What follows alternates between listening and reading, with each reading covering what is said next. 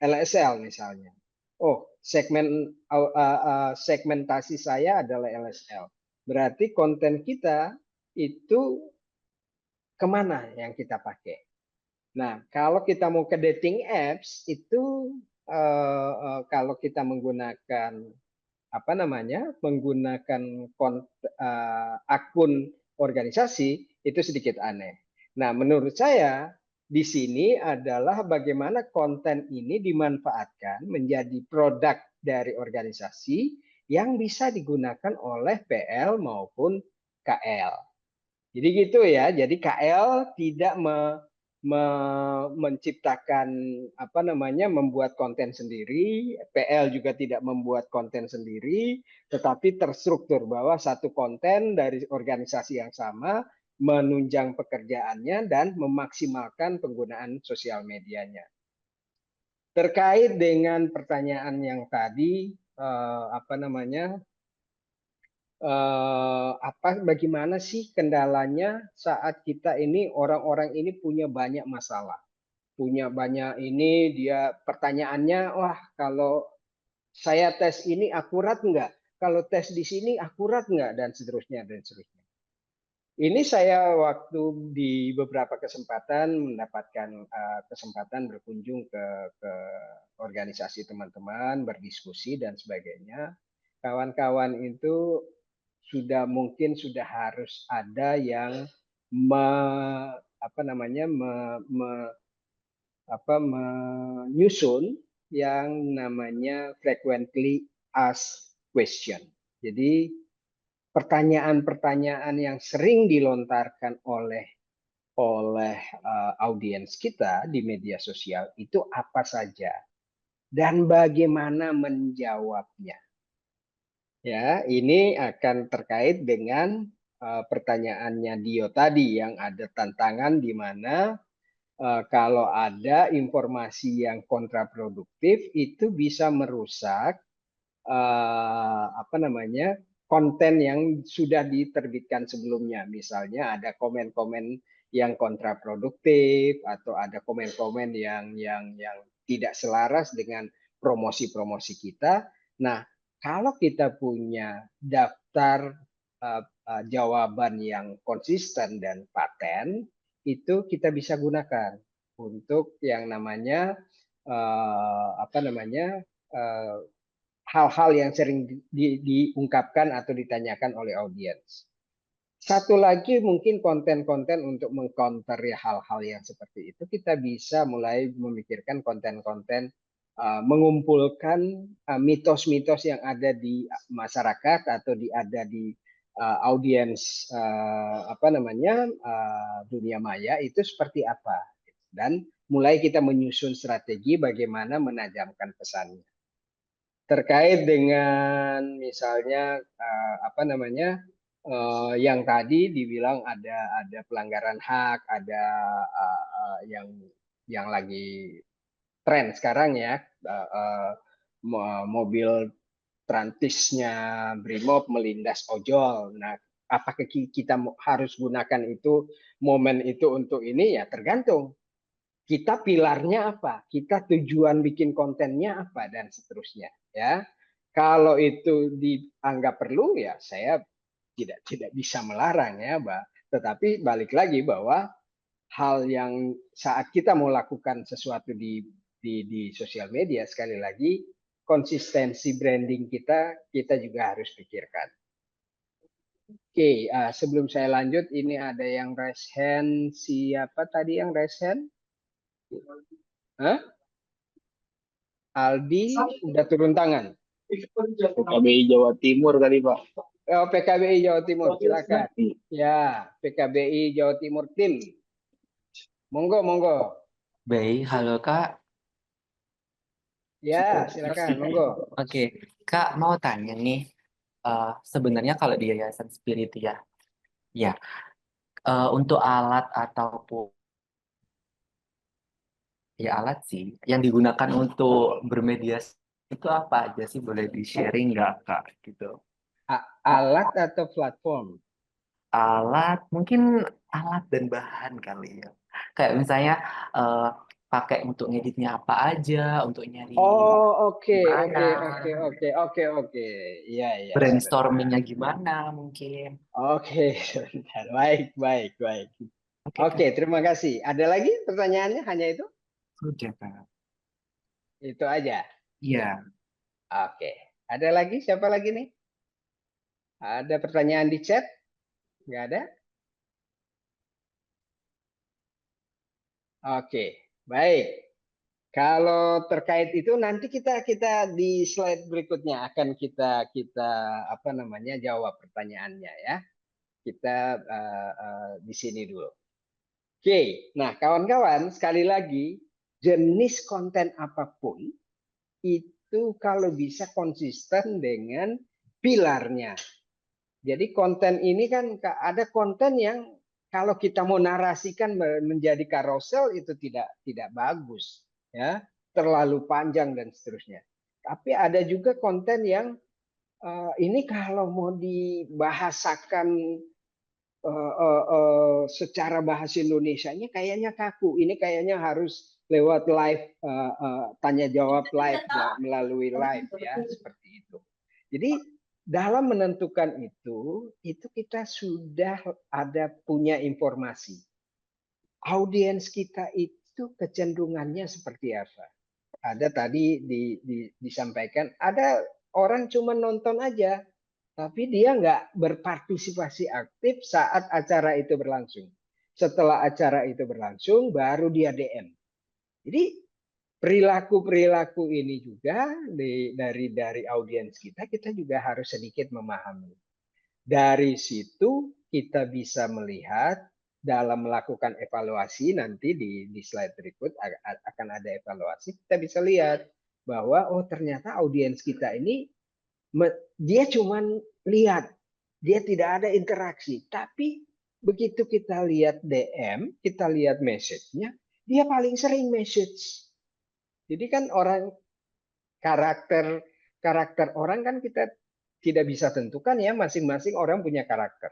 Ada yang saat live tanya jawab live dia sangat aktif, nanya A, nanya B, nanya C, kemudian bikin janji oke besok dan sebagainya, tapi tidak nongol. Ada juga yang begitu, ya. Jadi secara apa namanya, secara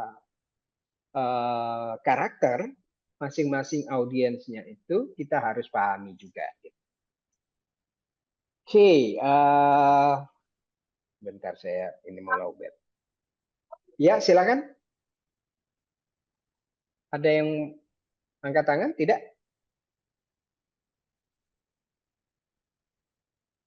Ya, Sri Kandi Perintis, silakan.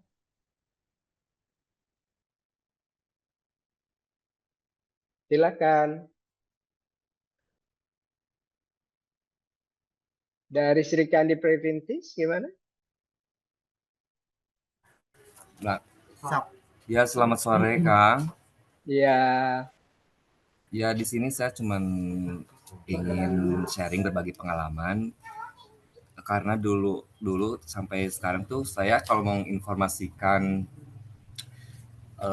terkait HIV itu saya pernah melakukan live, cuman live-nya itu bukan di medsos ya, lebih ke aplikasi dating gitu. Karena di aplikasi tersebut itu lebih spesifik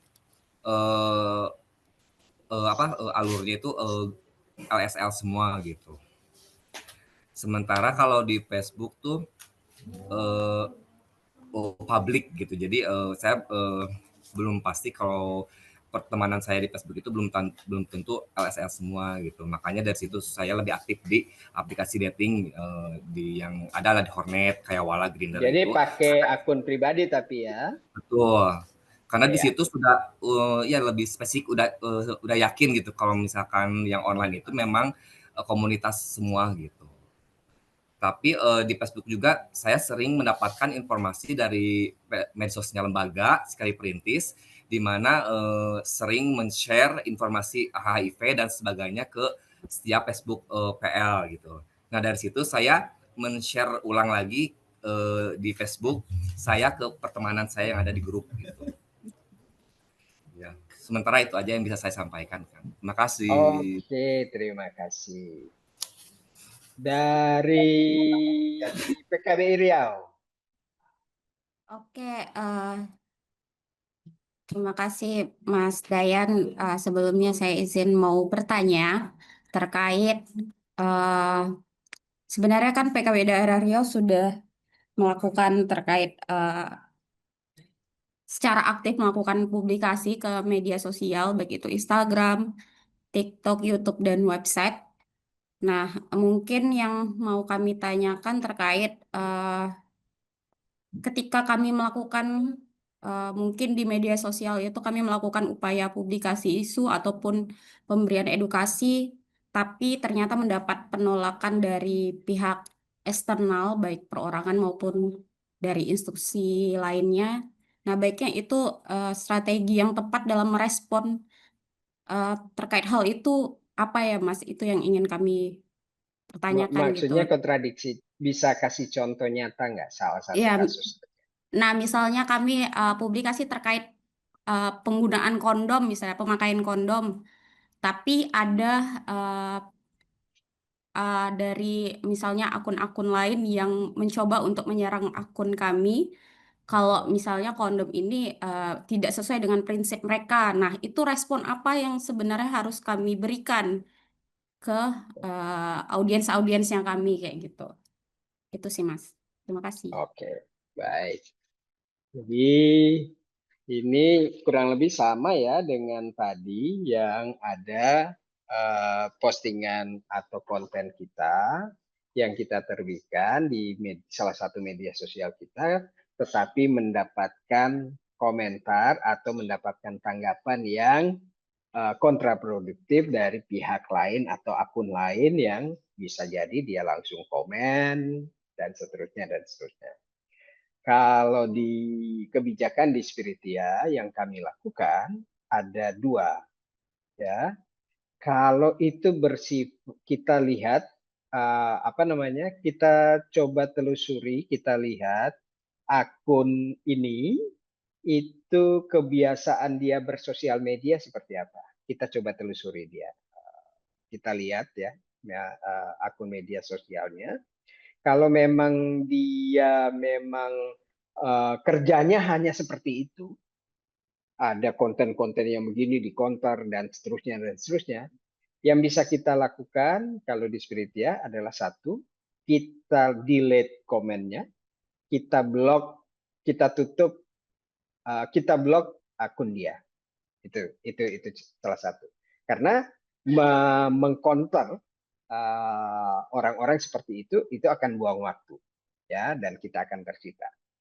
Yang kedua, kalau misalnya akun yang memberikan komentar itu orang yang cukup memberikan apa namanya, kita lihat followersnya, wah followersnya banyak nih, ya.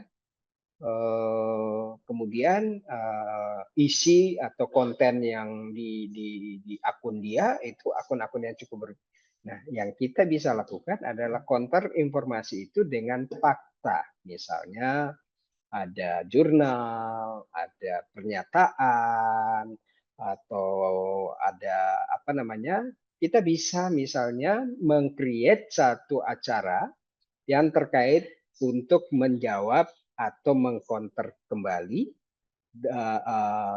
ketidaksukaan orang tersebut atau audiens tersebut terhadap materi kita. Kayak misalnya contoh, kondom. Mungkin kita bisa sediakan waktu, rancang satu live terkait dengan apa namanya, isu kondom. Tetapi saat sebelum acara itu dilakukan, sudah dilakukan nih promosi, sehingga followers pengikut kita atau apa namanya, orang yang suka lewat konten kita lewat di beranda mereka melihat bahwa oh ada diskusi tentang kondom nih, wah saya juga punya pertanyaan yang sama, saya mau hadir, seperti itu. Jadi itu dua pendekatan yang bisa dilakukan, ya. Nah kemudian ada yang namanya mitos dan fakta. Kita bisa terbitkan satu apa namanya, satu artikel lewat karosel tentang mitos dan fakta tentang kondom. Jadi kita ini ada yang pro, kalau bisa kita minta pendapat seseorang yang memberikan pengaruh di daerah kita, kemudian kita quote pernyataannya, ya. Kemudian di slide kedua mitos tentang kondom dan faktanya seperti apa, kurang lebih seperti itu. Nah, tentunya hal-hal seperti itu kita harus sepakat di lembaga kita sendiri bagaimana sekiranya kalau kita mendapatkan kasus seperti itu, ya. Dan kita tidak bisa menghindari ya kasus-kasus seperti itu. Begitu ya Maria, mudah-mudahan menjawab. Ada dua pendekatan yang bisa kita lakukan kalau hal seperti itu. Misalnya yang contoh nyata yang diindikasi tentang publikasi kondom. Ada dua cara. Kita lihat orang ini biasanya cuma komen-komen negatif. Mau kontennya siapapun dia konternya negatif. Langsung kita delete komennya, pernyataannya, dan akunnya kita blok dari akun kita. Yang kedua, kalau memang sekiranya akun yang memberikan tanggapan bertentangan itu akun yang punya reputasi yang cukup diperhitungkan di daerah kita, ya kita counternya dengan bijak juga. Misalnya lewat live dengan mengundang narasumber yang sekiranya bisa memberikan jawaban yang dapat meyakinkan tentang pernyataan yang keliru yang dilontarkan oleh orang tersebut. Mudah-mudahan menjawab apa yang saya sampaikan, tetapi harus punya kebijakan di lembaganya masing-masing. Jangan ditentukan oleh pengelola medianya aja. Baik, ada lagi ini. Tom bisa dipantau, oke. Ini ada, oke, tidak ada. Belum ada, Pak. Oke. Baik, saya lanjut ya kawan-kawan. Tadi kita sudah bicara strategi, kita sudah bicara pilar. Pilar kita setelah dapat pilar, kita tentukan subtopik, kemudian kita pertimbangkan untuk ada strategi bermedia sosial. Kemudian kita bisa ciptakan konten. Nah, setelah itu ini buat kawan-kawan yang saya coba melihat beberapa sosial media kawan-kawan, ya, ada yang postingannya terakhir itu tahun 2023. Saya lihat ada yang terakhir Selamat Idul Fitri, ya. Idul Fitri itu berarti bulan April ke Agustus. Sampai dengan hari ini belum ada postingan terbaru dari akun organisasi kawan-kawan. Jadi perlu diperkuat bagaimana kita buat rencana dan membuatkan kalender konten kita. Sehingga kita tertata, kita mau posting berapa kali dalam seminggu, konten apa bentuknya, itu kembali lagi ke konten pilar kawan-kawan, kemudian strategi berdasarkan informasi segmentasinya, platform yang kawan-kawan gunakan, dan branding yang akan kawan-kawan deliver. So itu kita harus konsisten dengan itu, ya. Karena kalau tidak, kalau kita nggak punya pilar, kita nggak punya strategi, kita tidak tahu nanti kita akan bicara algoritma dan tren, kita nggak tahu, pokoknya sekedar posting, akhirnya kita stuck. Aduh, mau posting apa lagi nih hari ini? Aduh, mau posting apa lagi bulan ini? Akhirnya yang kita posting sekedar ya selamat Hari Anak. Oke, selamat 17 Agustus. Begitu kita lihat engagementnya kecil. Kenapa? Saat perayaan hari besar, 17 Agustus misalnya, semua akun menerbitkan konten dengan tema yang sama. So, ya, orang bermedia sosial udah tahu, oh pasti ya 17 Agustus lewat gitu ya. Karena semua. Jadi bisa dipastikan konten-konten yang hari besar, yang misalnya yang spesifik, misalnya Idul Fitri, 17 Agustus, dan itu pasti semua akun, hampir semua ya, tidak semua, hampir semua akun akan menerbitkan konten yang sama. Dan itu akan membuat engagement kita akan memberikan pengaruh terhadap algoritma media sosial kita. Nah, kemudian ini yang paling penting terkait dengan content writing. Content writing ini juga perlu didiskusikan bagaimana kalau ada sekiranya informasi yang membutuhkan penjelasan yang cukup panjang, mungkin kalau kita bikinkan kontennya berupa carousel, mungkin akan berlembar-lembar, ya. Jadi orang akan tadi ada yang sempat bahas bahwa orang malas baca, apalagi kalau informasinya besar banyak, pasti tulisannya akan kecil-kecil. Nah, content writing menjadi kunci di sini, bahwa informasi itu berupa hal-hal penting yang sekiranya sahih untuk kita tuliskan menjadi materi sebuah konten. Content writing bisa berasal dari manapun, dari berita, dari jurnal, dari informasi, dari manapun. Tetapi pengemasannya atau penulisan ulang menjadi sebuah konten yang menarik itu perlu diperkuat juga.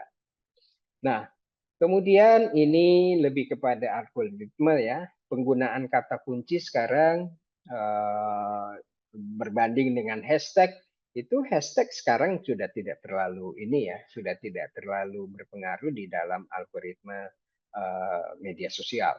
Sekarang lebih berpengaruh itu pada penggunaan kata kunci, ya. Kata kunci apa yang paling sering digunakan di dalam konten kita dan konten orang lain, itu juga menjadi hal-hal yang kita perlu tinjau untuk kita perkuat. Kata kunci terkait dengan tes HIV itu apa sih, gitu ya. Jadi penggunaan hashtag dulu, hashtag bisa panjang sekali hashtag ya, di caption kita hashtag semua, tidak ada caption pengantar konten tersebut tapi langsung ke hashtag.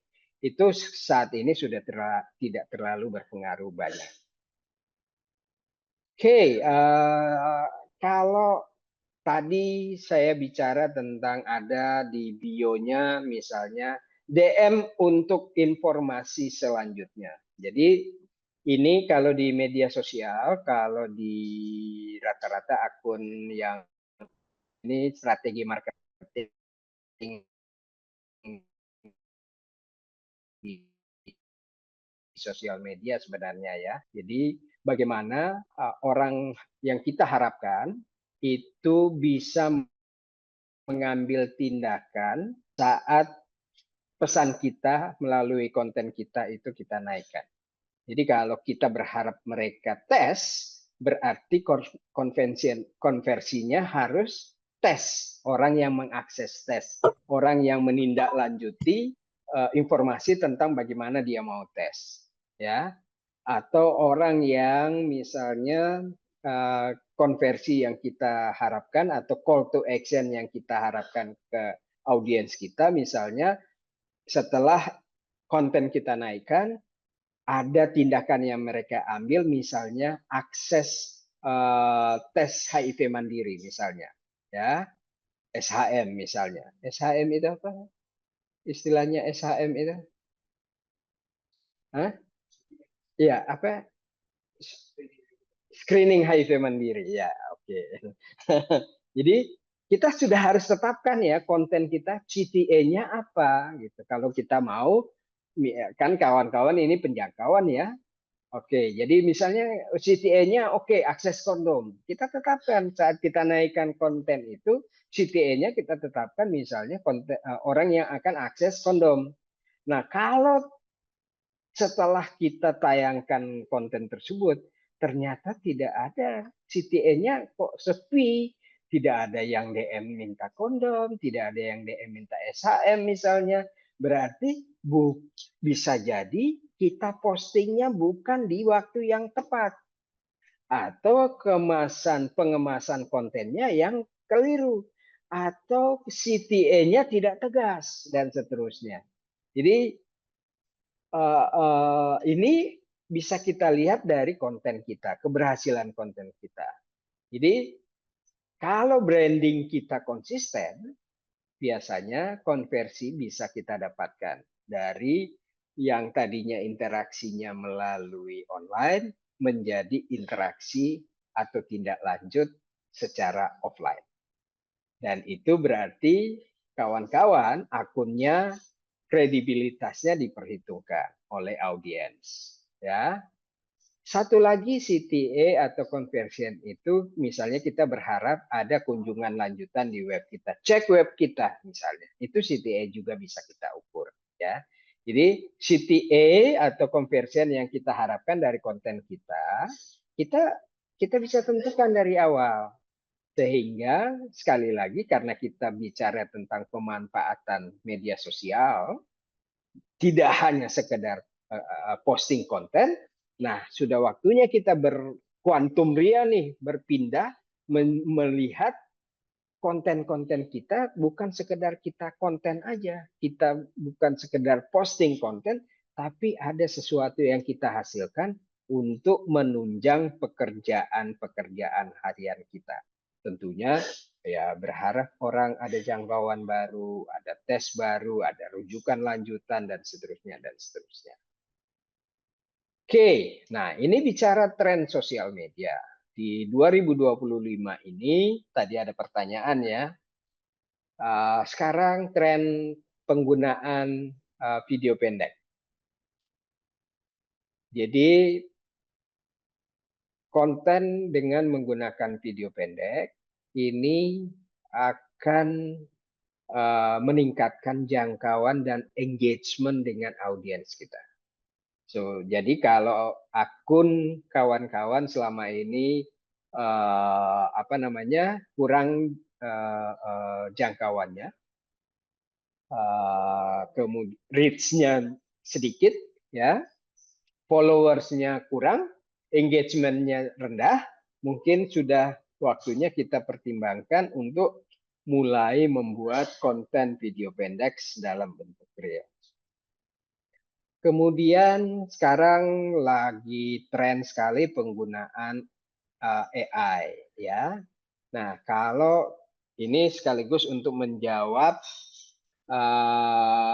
pertanyaan yang kami tidak punya nih pengelola sosial media yang bagus. Kami tidak punya keahlian nih mendesain konten-konten menjadi konten yang baik. Nah, kita bisa menggunakan AI, ya. Jadi ada beberapa aplikasi yang AI, ada website yang ada yang berbayar, ada yang gratis. Itu yang bisa membantu kita untuk membuat konten. Ya, kalau AI generated ini kita bisa mempercepat pembuatan konten, kita bisa minta desainkan konten untuk 30 hari udah selesai, ya. Nah, tetapi kalau kita mau bermain dengan menggunakan AI, kita harus kuat dengan harus memahami bahwa artificial intelligence itu harus kita memahami cara menggunakan prompt atau memerintah si AI ini yang dimaksud. Jadi kita harus menguasai penggunaan prompt di sana, penggunaan perintah untuk membuat si AI bekerja menghasilkan konten yang kita inginkan, gitu ya. Oke, ada lagi live streaming. Nah sekarang ini lagi tren juga ya. Ini bisa membangun selama ini mungkin pengelola sosial media hanya di belakang layar, sudah waktunya kalau ingin tampil, ya sudah waktunya untuk bisa berinteraksi langsung dan membangun kedekatan emosional dengan audiensnya. Oh ini toh rupanya si yang dibilang tai bulat-bulat itu misalnya gitu ya. Oh, nama akunnya tai bulat-bulat. Oh ini orangnya gitu ya misalnya. Jadi ini bisa juga live streaming interaktif. Ini sudah mulai banyak dilakukan untuk membangun kepercayaan dan kedekatan emosional dengan audiensnya.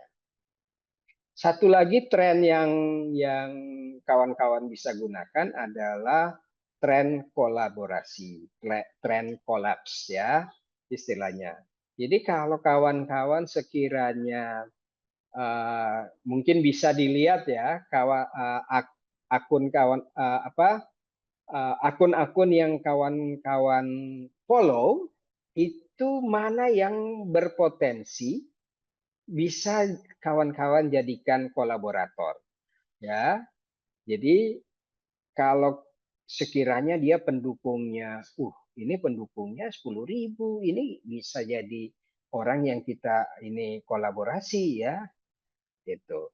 Jadi saat kita ada media sosial, saat kita mengikuti atau memfollow akun, tentunya itu ada tujuannya. Sudah waktunya kita melihat akun-akun yang kita ikuti itu selaras dengan kita atau hanya sekedar bagus hanya satu kali dia posting kemudian kita follow dan seterusnya dan seterusnya.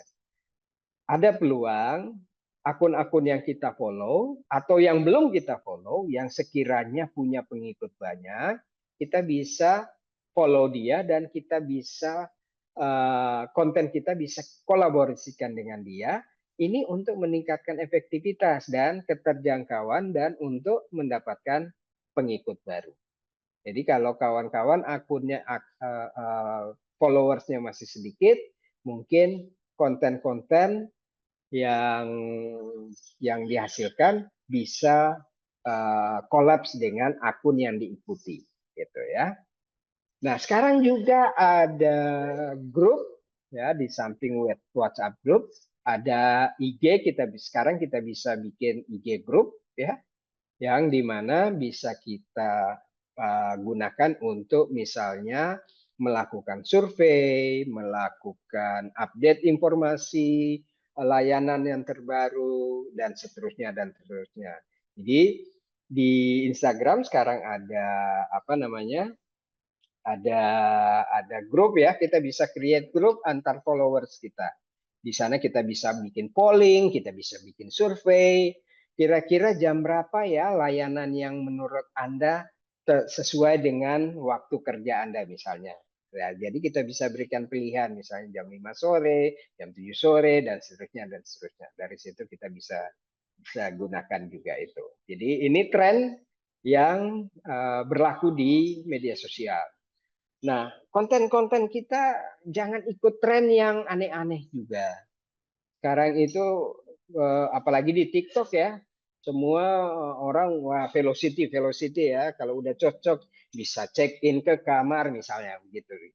Dan seterusnya dan seterusnya. Itu ada yang baik kalau kita gunakan akun akun pribadi no problem. Tetapi kalau kita menggunakan akun organisasi dan untuk memaksimalkan pencapaian atau efektivitas program yang kita jalankan, sebaiknya tren-tren yang seperti itu kita hindari. Tidak semua konten yang harus mengikuti tren yang berlaku sekarang. Kenapa? Tren yang nari-nari itu orang hanya ingat trennya, bukan pesannya. Dan biasanya view itu kalau konten itu biasanya orang wow viewersnya 5 juta misalnya, tapi tidak ada yang ingat siapa kita. Yang mereka ingat itu dan dancing-dancingnya, bukan pesannya. Jadi begitu tren itu pudar, ya udah orang tidak ingat lagi. Ya, jadi ada jebakan juga saat kita mengikuti tren, salah mengikuti tren, kita terjebak bahwa sebenarnya yang kita ciptakan adalah mempromosikan trennya, bukan mempromosikan pesan kita. Seperti itu. Jadi ingat, kita mau capai engagement atau memaksimalkan program kita, bukan mau cari viral. Viral itu bonus, ya. Viral itu bonus, tetapi kebanyakan akun-akun non-profit itu tidak cari viral. Mereka cari tujuan atau CTA yang mereka tetapkan dari awal. Oke, ini saya ada 2 tren algoritma tahun 2025 yang saya coba kutip ya. Ada tadi yang sempat bicara hook Ya, hook itu ada hook visual, ada hook macam-macam. Itu bicara desain. Tetapi tidak ada salahnya kita sebagai akun, di samping kita harus tahu segmentasi audiens kita, kita juga harus tahu tren algoritma media sosial. Ya, tahun-tahun algoritma media sosial itu tahun yang lalu berbeda dengan tahun sekarang. Ya, misalnya sekarang hook, misalnya hook untuk Instagram itu 3 detik, di TikTok 5 detik. Kalau untuk jenis konten, konten di Instagram, konten apa saja bisa kita naikkan asal estetik, ya, asal estetik. Kalau di TikTok pasti hiburan dan entertaining atau consuming atau orang belanja dan seterusnya. Ya, cek keranjang kuning dan seterusnya gitu-gitu ya. Kalau di Instagram carousel lebih baik. Kalau di Instagram pasti mobile video, video reels. Tetapi kalau kita mau pakai single image, kalau bisa dengan audio. Nah, kalau di Instagram, konten yang harus memaksimalkan caption, ya. Dan captionnya jangan semuanya hashtag, ya, karena itu sekarang justru kita maksimalkan kata kunci di caption kita. Kemudian kalau di TikTok itu justru kalau caption tidak efektif. Justru yang efektif adalah cek link di bio. Nah, atau cek video selanjutnya di bio. Ada video lengkapnya di bio. Ada info selengkapnya di bio. Nah, gitu-gitu ya. Dan berarti itu ada tantangan bahwa link yang di bio kawan-kawan harus rutin ganti untuk melingkan dengan konten yang kawan-kawan bikin. Untuk Reels itu kalau di Instagram maksimal 1,5 menit, di TikTok 3 menit, bisa maksimal 10 menit. Tetapi pastikan kalau kita bikin video di atas 3 menit, pastikan bisa ditonton sampai habis.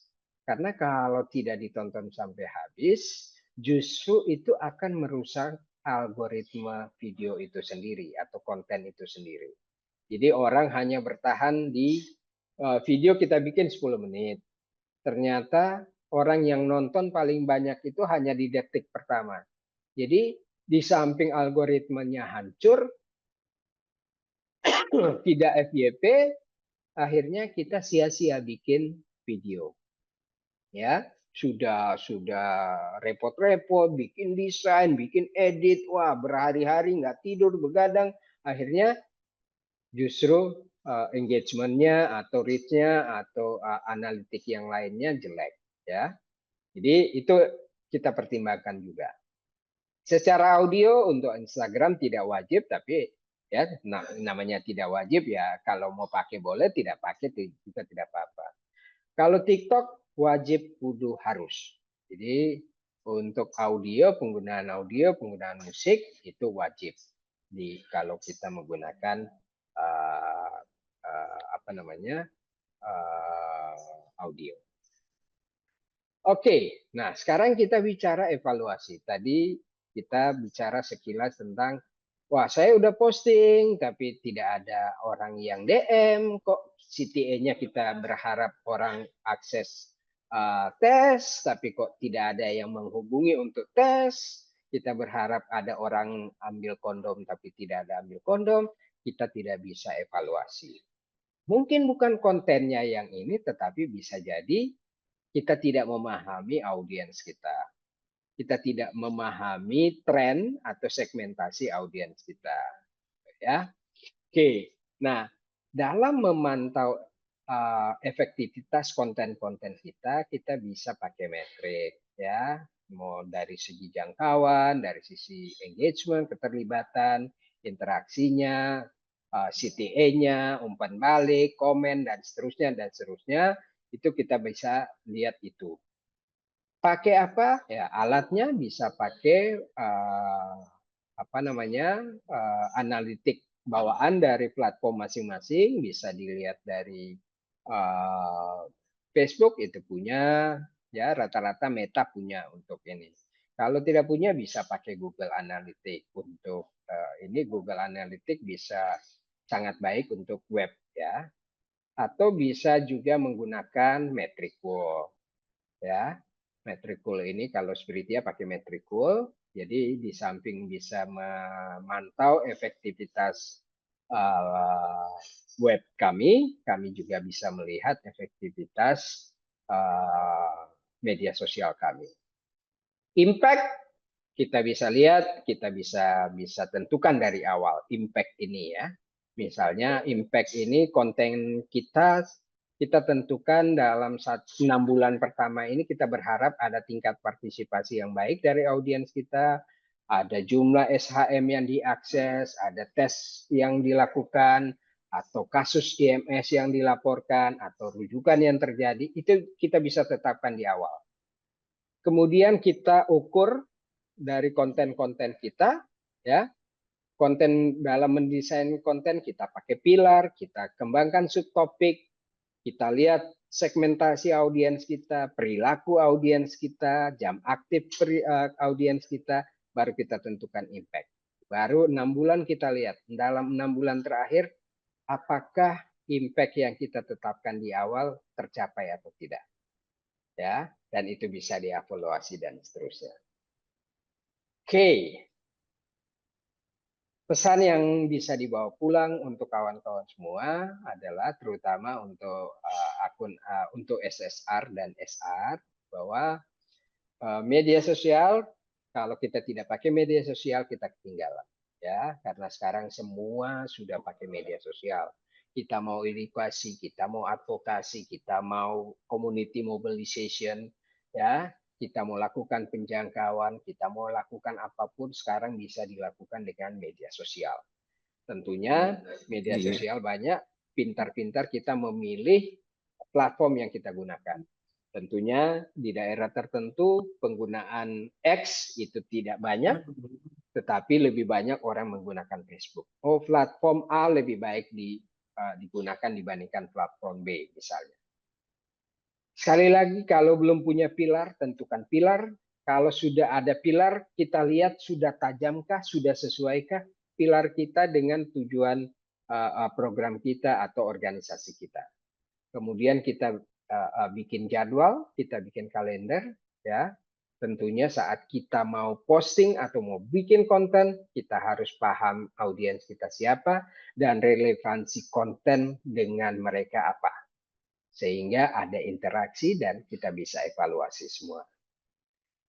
Kemudian jangan lupa untuk tren, karena kita dengan dunia digital sekarang, tentunya kita harus jangan lupa untuk melihat-lihat tren yang berlaku sekarang.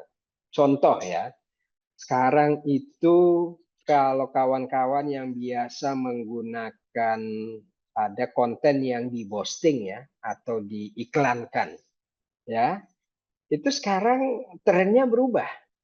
Untuk terutama media sosial yang dikelola Meta, itu Meta A. Kalau dulu kita bisa tentukan cap jangkauannya regional, wilayah, umur, usia orangnya dan seterusnya. Sekarang Meta yang tentukan, Meta AI-nya yang menentukan siapa yang akan lihat konten kita, siapa yang jam berapa itu ditayangkan, kepada siapa itu ditayangkan, itu Meta yang atur. Ya, kalau dulu bisa kita atur, sekarang enggak. Dan bahkan kontennya kayak apapun, dia sekarang udah starring.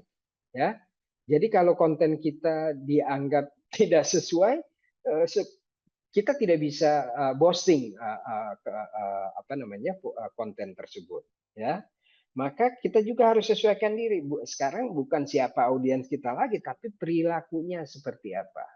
Ya, interaksi yang konten, dia lihat interaksi konten, dia lihat orang yang komen, orang yang share, orang yang reshare, ya repost. Sekarang Meta kan sudah Instagram sudah ada fitur itu ya, repost. Jadi semakin banyak orang repost konten kita, itu Meta mencatat itu menjadi algoritma yang baik untuk akun kita, ya. Jadi fitur repost ini menjadi hook tersembunyi hidup matinya konten kita sekarang. Itu tren yang berlaku untuk Meta ya. Jadi Facebook, Instagram, Threads itu berlaku 3 itu ya. Oke, untuk Reels sebaiknya menggunakan rasio 9:16 ya. Kalau bisa hook emosional. Kalau mau pakai hook emosional itu biasanya di 3 detik pertama apa gitu ya. Jadi ada hook emosional yang membuat orang bisa menyelesaikan video yang kita hasilkan. Kemudian kalau bikin Reels kalau bisa formatnya organik ya, mengalir mungkin ya, dan jangan hard selling. Baru di depan udah bilang oke, tes HIV sekarang juga, itu enggak ini ya, itu bukan hoax dramatisir gitu. Oke, nah untuk melihat efektivitas konten kita bisa gunakan tools.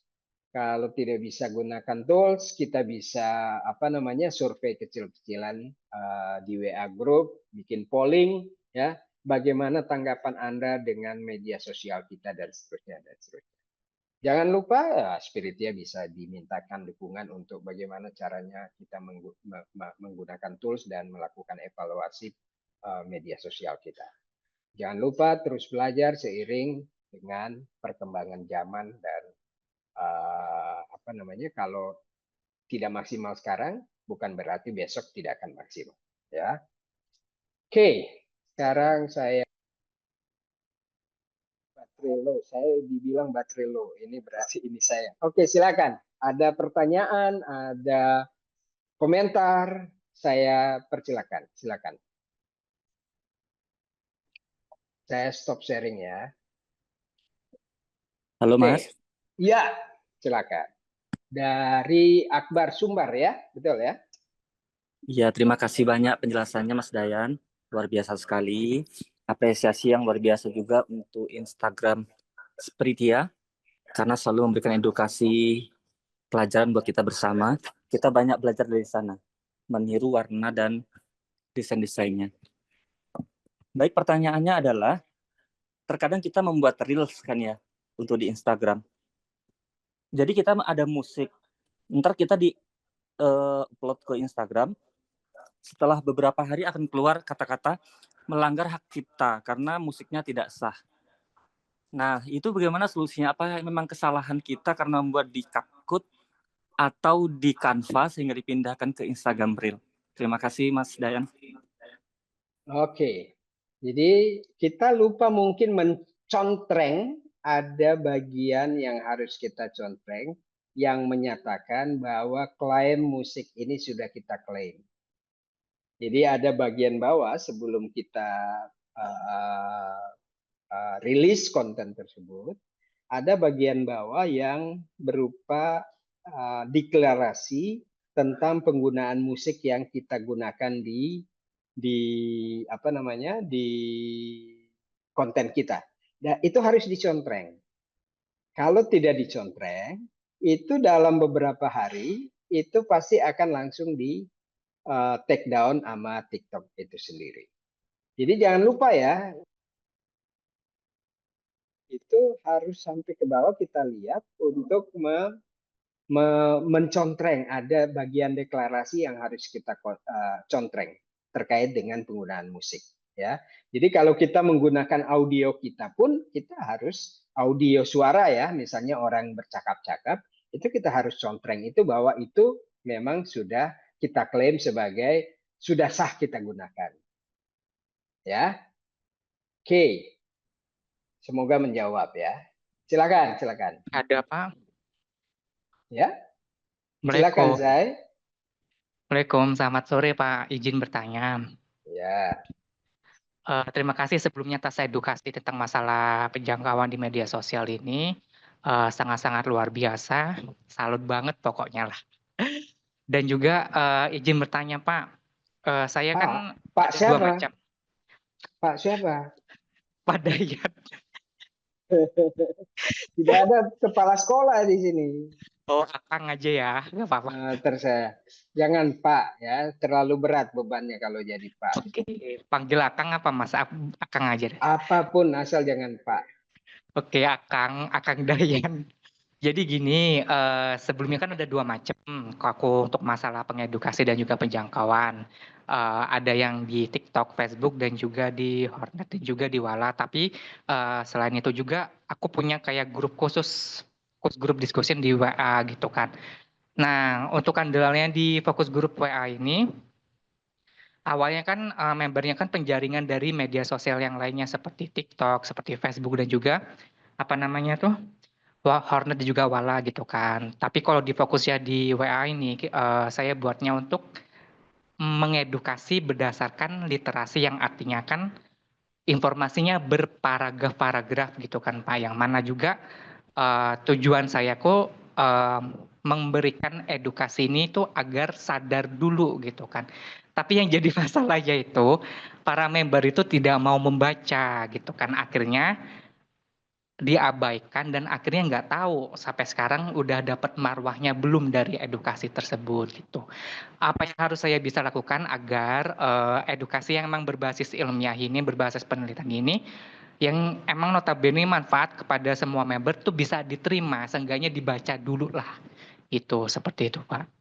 Sekian, terima kasih Pak. Akang. Maaf. Kalau kamu panggil saya Bapak, saya tidak mau jawab pertanyaan kamu. Oke, di WhatsApp group ya.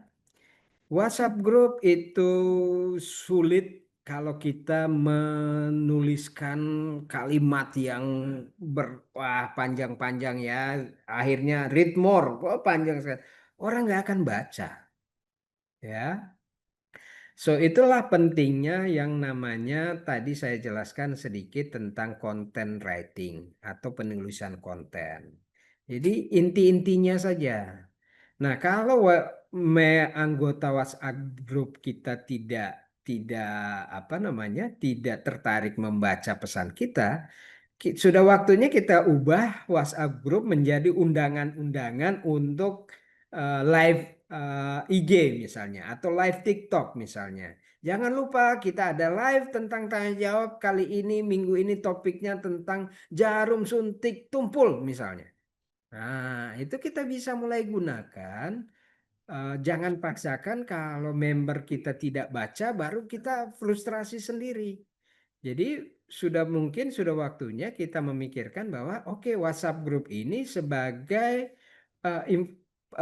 tempat kita, ajang untuk kita memberikan informasi awal terkait dengan kegiatan-kegiatan kita di media sosial yang akan kita lakukan. Atau bisa juga yang pendek-pendek. Misalnya, kenapa penting pemeriksaan IMS? Cek postingan kami hari ini. Misalnya seperti itu. Ya, jadi bagaimana kita mengengage atau membuat audiens kita terlibat itu dengan tadi seperti yang saya bilang tadi, ada hoax. Hoax itu mata kail ya. Jadi orang terpancing. Jadi kalau kita mancing itu di laut, umpannya apapun, kalau memang ikannya lapar, pasti disamber umpannya, betul ya, kailnya. Tapi kalau ikannya banyak di laut, di sungai, tapi umpan kita jelek, tidak menarik, ya ikannya meskipun lapar nggak makan, gitu. Itu sederhananya, ya. Gitu Jai, mungkin mudah-mudahan bisa menjawab pertanyaannya. Silakan yang lain.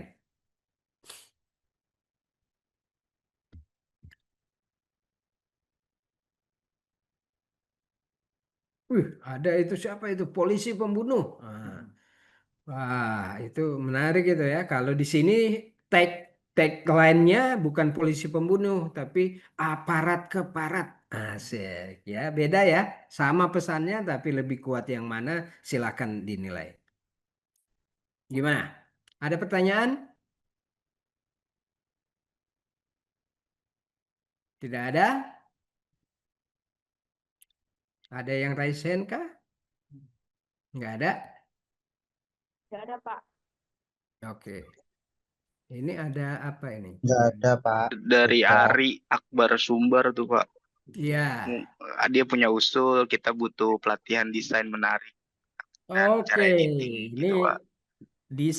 untuk desain ini hal yang berbeda ya. Ini kita bicara dasar tentang bermedia sosial. Untuk desain itu tidak perlu bagus-bagus, tapi bukan berarti kita bisa bikin asal-asal. Nah, itu ya.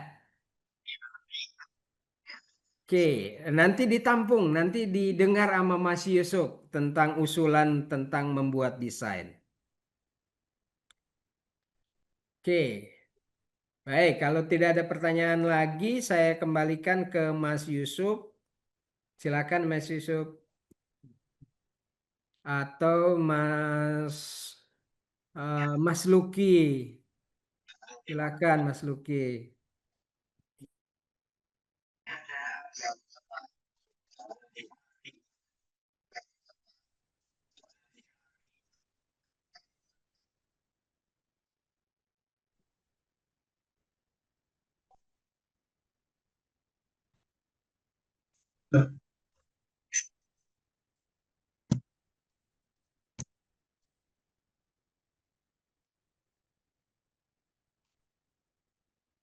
Polda Mabes Polri untuk menyimak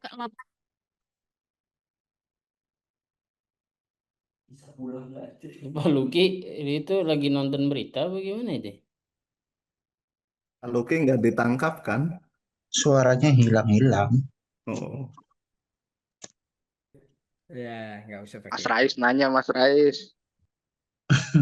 Sudahkah selesai ini? Halo, terdengar suara saya? Dengar. Dengar, Mas. Dengar tadi Pak Baik. Luki beritanya juga. Iya, terima kasih teman-teman, terima kasih Bang Dayan, terima kasih Mas Tommy sudah mengisi materi pada sore hari ini terkait dengan pengelolaan media ya. Teman-teman, saya berharap informasi yang sudah didapat atau pengetahuan yang sudah didapat pada siang sampai dengan sore hari ini bisa dimanfaatkan semaksimal mungkin oleh teman-teman semua untuk bisa meningkatkan capaian program dan tentunya bisa meningkatkan kapasitas teman-teman ya, secara pribadi, individu maupun secara kelembagaan. Dan tadi banyak pertanyaan dan aktif saya lihat teman-teman berproses sangat antusias sekali dan ada usulan juga dilanjutkan dengan pelatihan untuk membuat desain ya. Tadi saya juga baca di chat. Mudah-mudahan ini bisa ditindaklanjuti. Yang minimal kita bisa lewat Zoom seperti ini juga. Dan kita lihat nanti kita kasih informasi selanjutnya apalagi yang nanti bisa disampaikan atau bisa diberikan terkait dengan peningkatan kapasitas kita semua. Sekali lagi terima kasih teman-teman, Bang Dayan terima kasih atas waktunya, Tommy dan semuanya. Assalamualaikum warahmatullahi wabarakatuh. Selamat sore. Silakan Mas Dito. Waalaikumsalam. Ya, Mas Luki, terima kasih banyak. Oke, teman-teman, jika memang tidak ada yang mau ditanyakan lagi, terima kasih untuk hari ini. Nanti akan diinfokan kembali jika memang ada pengayaan media lagi, karena ini adalah tahap awal. Harapannya akan ada tahap-tahap berikutnya ya, supaya teman-teman juga bisa membuat suatu membuat suatu desain menarik ataupun informasi-informasi terkait dengan penjangkauan di lembaganya masing-masing. Mungkin itu dari saya. Terima kasih teman-teman SR. Terima kasih juga teman-teman SSR untuk wilayah timur. Terima kasih karena sekarang sudah jam 6 sore ya. Terima kasih Lali, banyak Mas semuanya. Dito. Iya, semuanya sehat-sehat. Saya tutup ya. Saya akhiri. Assalamualaikum warahmatullahi Mau difoto wabarakatuh. nggak? Mau foto? Foto pasti. Mau difoto ya? Ya. Tunggu bentar. Kalau mau difoto berarti kameranya diaktifin dong semua. Udah Bentar. ditutup. Karena tadi kan ada 20 halaman ya. Dari Margareta, oh cantik. Sekarang sisa 4 Mas Tito. Iya, 7 halaman. 7. Oh, kalau gue di soalnya. Oke, teman-teman boleh dibuka sebentar kameranya ya.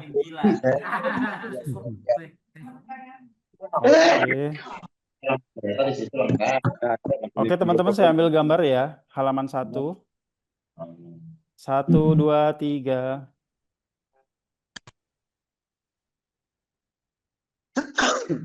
Oke, sebentar saya kirim dulu. Itu Oke, ramai lanjut. banget itu PP Abdul Ghafur. Halaman 2 ya. Mas Rikandi Perintis. Halaman 2, 1, 2, 3. Nobar, Mas. Oke. Nobar demo. Terus halaman 3 ya. Halaman 3, 1, 2, 3. Oke. Terus halaman 4. Halaman 4 WCI ramai WCI. nggak ada yang open nih. WYC lagi di mana? Halaman 5.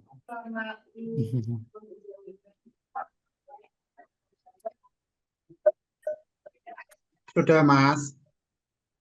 Oke, sudah. Makasih, Mas Radit. Sudah. Oke, teman-teman sudah, nanti fotonya saya kirim ke S1-nya ya. Oke. Oke, terima kasih semuanya. Terima kasih semua. Sampai jumpa lagi.